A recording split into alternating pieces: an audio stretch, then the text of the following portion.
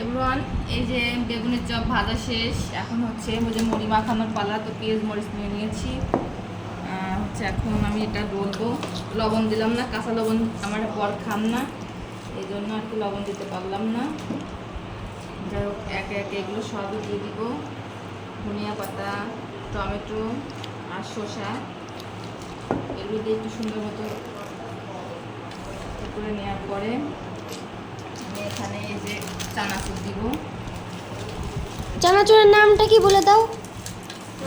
চানাচুর বেশি ভালো না, মোটামুটি। এই যে দেখে নাও।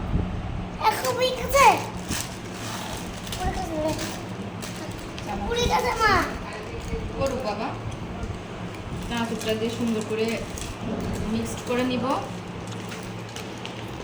আর এর মধ্যে এখন সরষের তেল দিয়ে দিব।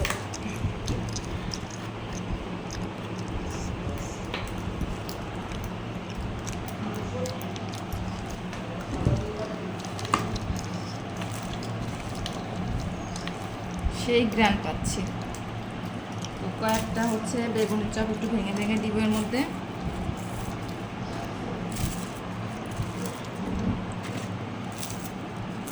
আমার বরের হচ্ছে আমার হাতের বেগুনি খেতে তার অনেক পছন্দ, এজন্য প্রায় দিন রাত্রেই তার জন্য আমি বেগুনি বানাই, কারণ তার আবদার তো মিটাইতে হবে।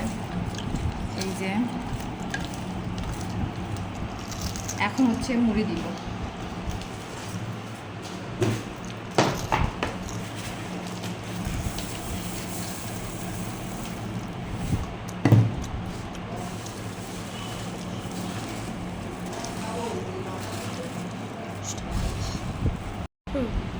এই যে ফাইনালি মুড়ি মাখানো কমপ্লিট।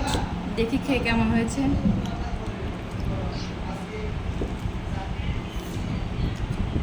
মজা হয়েছে আমার কাছে। এখন দেখা যাক বল খেয়ে কি বলে।